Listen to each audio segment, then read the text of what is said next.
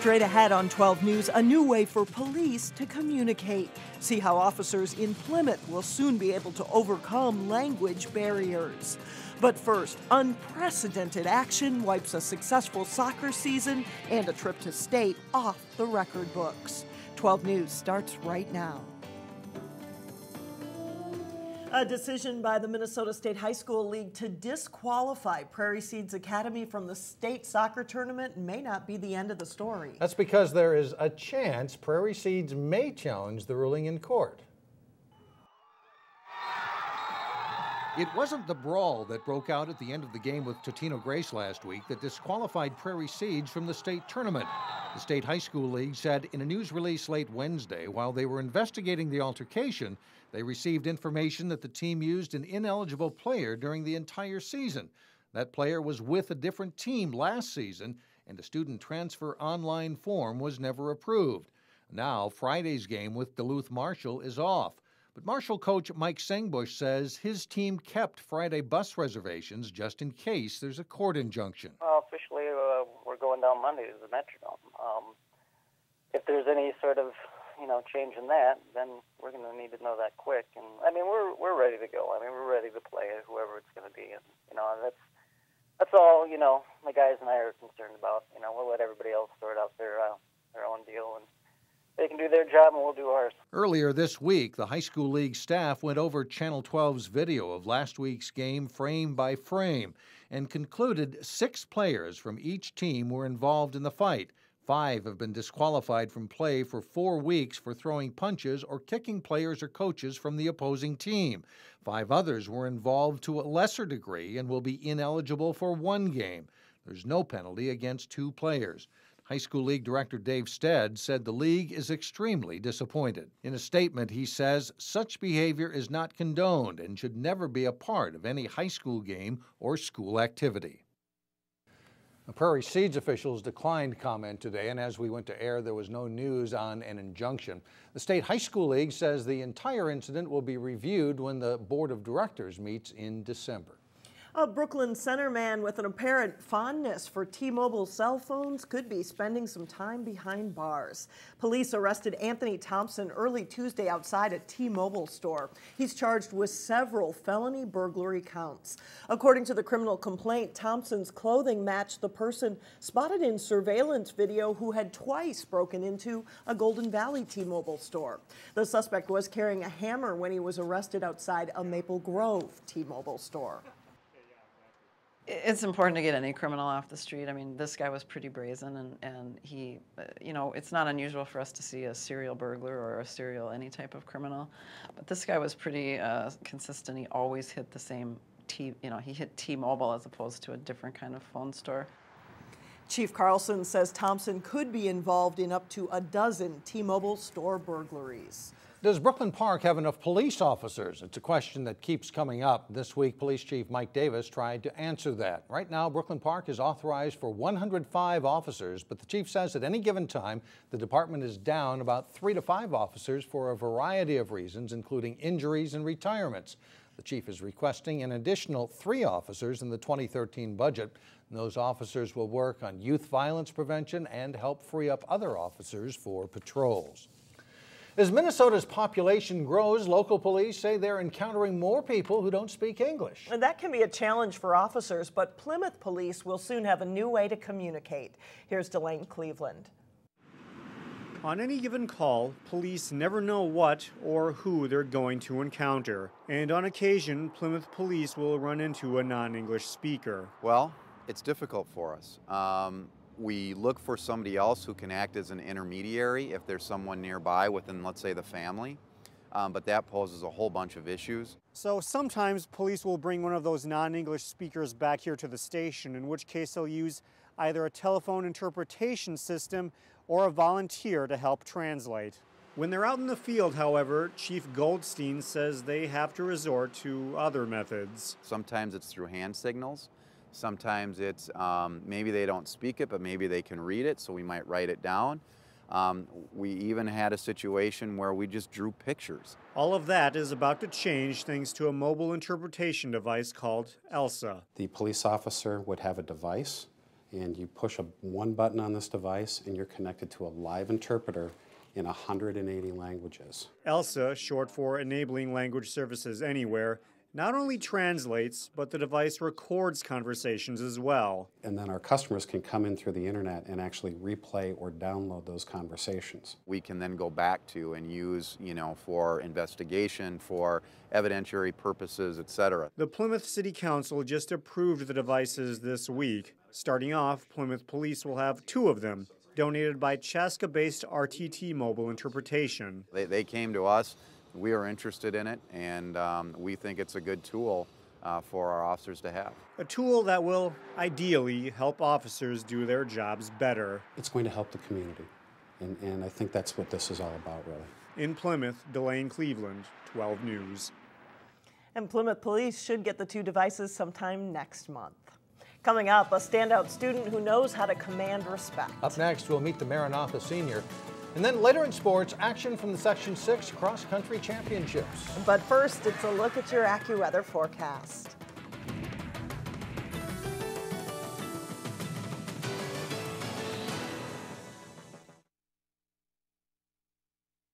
This week's standout student is a popular guy. And lately, he's been spending time with the little kids. Renee Bonneau shows how Garrison Gillard acts more like a big brother than an upperclassman.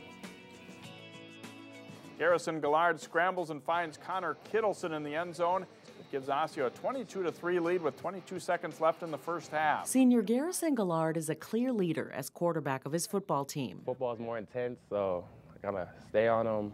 Like, let's get the job done. Okay, so 5th grade, today we have a special speaker for you. It is Garrison. But when he's not giving pep talks on the field, work the hardest that you can. There's gonna be hardships and things that are going to happen that you don't like, but keep pushing through. He's passing on words of advice to a younger crowd. He's like a celebrity at school. Shortly after starting at Maranatha Christian Academy last year, Garrison started interacting with 5th and 6th graders. Garrison is fun. He sits by us at lunch. Sometimes give him hugs, high fives, to say, hey, Garrison, how you doing?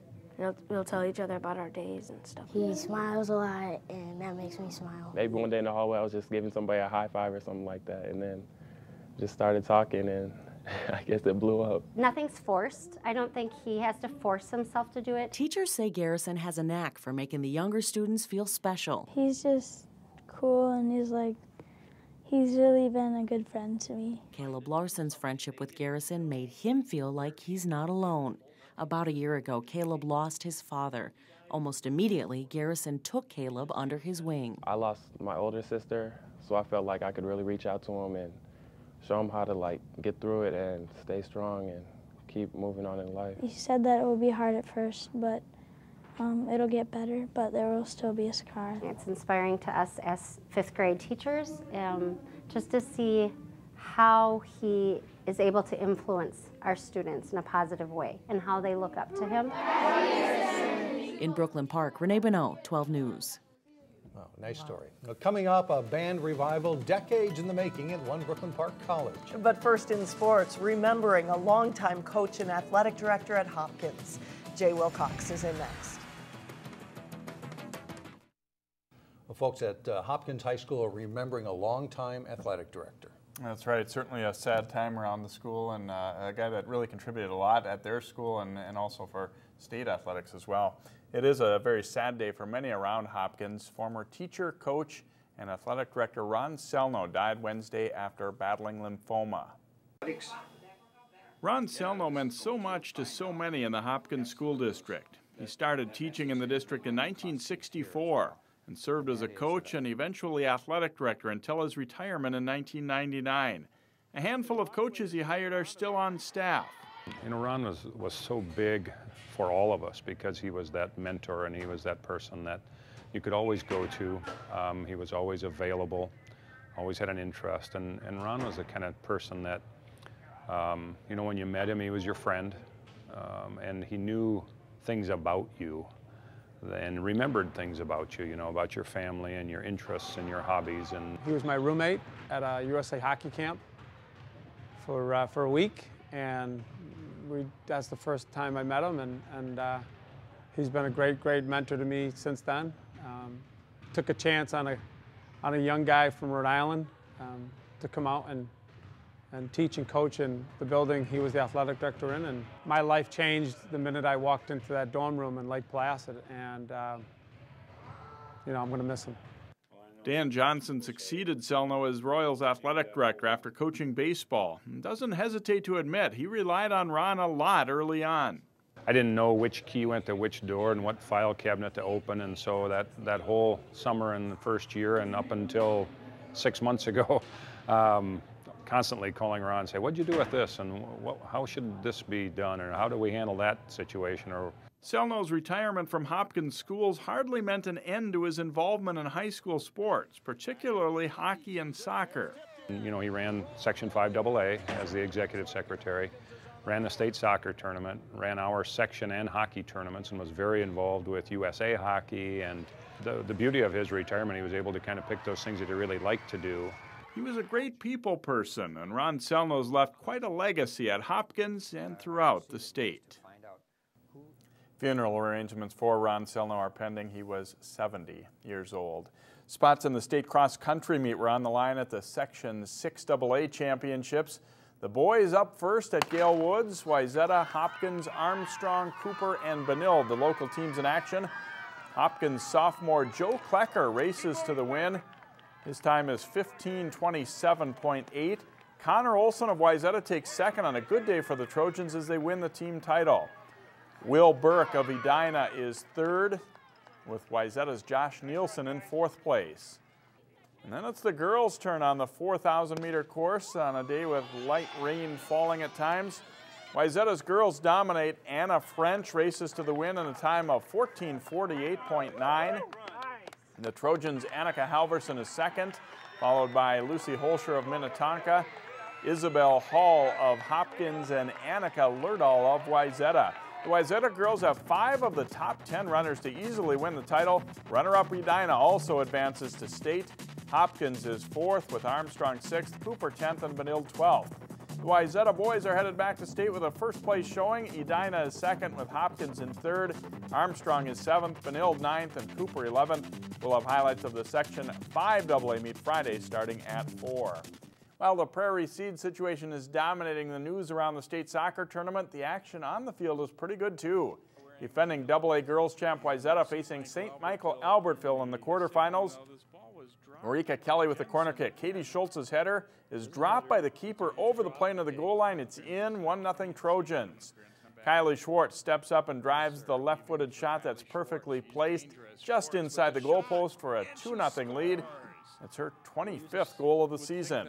Wayzata dominates this one. Schultz with the free kick off the goalpost. Summer Johnson is there to tap the rebound in, and it's 3-0 Trojans. Schwartz, Johnson, and Schultz each score twice as the Trojans cruise to a 6-0 win. Wayzata faces Blaine in the AA semifinals Tuesday. That's at 2 p.m. at the Metrodome, and you can watch their quarterfinal win Sunday night at 8:30 here on Channel 12. After Edina and Blake won team titles at the state girls tennis tournament, singles and doubles play got started Thursday morning. Class A singles quarterfinals, Breck's Patty Zhao is in the far court with nice touch on a backhand volley for a point here. She goes up 5-0 in the first set on Michaela Wing of Staples Motley on the way to a 6-0 win. Zhao serving in the second set, and she steps up to rip the forehand winner. And Zhao at the net again. The overhead this time returned, but she wins the point with a backhand volley. Zhao dominates, winning 6-love. 6-love. Wayzata's Kelly Yang lost her first-round match in Class AA singles, but won in the consolation bracket, as did Ava Sullivan of Providence in Class A. So that tournament wrapping up Friday, and so far so good for Patty Zhao from Breck. Yeah, looked like some good tennis. You bet. Thanks a lot, Jay. You're welcome. In Local Vote 2012, we meet 2 more candidates running for Maple Grove City Council. In all, there are 7 running for 2 positions. Today we hear from Sherri Marie Johnson and incumbent Leann Sargent. Hello, my name is Sherri Johnson. I'm seeking a position to become a Maple Grove City Council member, and I would be responsive to your neighborhood concerns. I've resided in the Fish Lake neighborhood area for 21 years while raising my family.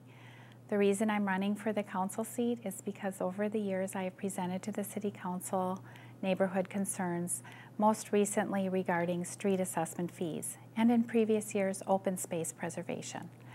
Now I'm promoting a Safe Parks initiative. More police officers in our city parks on foot and on bike, and continued stable property values. Thank you for your consideration. My name is Sherri Johnson, and if elected, I will be responsive to your concerns. Hi, I'm Leann Sargent. I have been your council member for 22 years. During that 22 years, we have seen a lot of changes. From farm fields and gravel mining areas, we now have shopping, manufacturing, Boston Scientific. We even have our own hospital. All of this came about because of the great leadership of the city and the fiscal responsibility of the city council. We have worked hard to make this a city that all residents want to come and live. We work tirelessly with business and residents. They're always welcome to call me one-on-one anytime if they have a question. I hope that you vote for me November 6th. Thank you for your time. And we will be right back. And finally, the band is back. It's been more than 30 years since there was a concert band at North Hennepin College. Now the community band is getting in tune and back into the swing of things. There's a little build-up for this group's concert debut. After all, the last time North Hennepin Community College assembled a concert band, the early 70s were in swing and sideburns were in style. Today, it's a whole new era. We have people that are age 16 all the way through 60.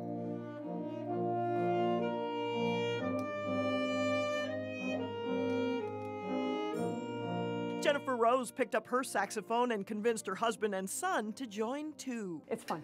It's coming together nicely. Started out, everybody's getting a start again, getting their chops back. No auditions required for this band, and yet director Dave Mantini is pleasantly surprised with the ensemble. The group feels like it's been together for quite a while. It doesn't feel like something that just started a few weeks ago. I haven't played with a band since high school. I played with an orchestra in college, and that was a really different experience, so it's really fun to be back in a band again. Blend. 1, 2, 3, and. They're blending well together and having a good time. We're having fun, and that's the bottom line. We laugh a lot. The music we're producing is great. I'm really proud of them. I think we've come together really well. It kind of makes you wonder why it took so long to strike it up again. And it is not too late to join the band. They still need an oboe and a bassoon, maybe even a few clarinets. They've got a couple more practices before their concert on December 12th. Time to dust off your clarinet, yeah, maybe. I think not. That's it for us. Thanks for joining us.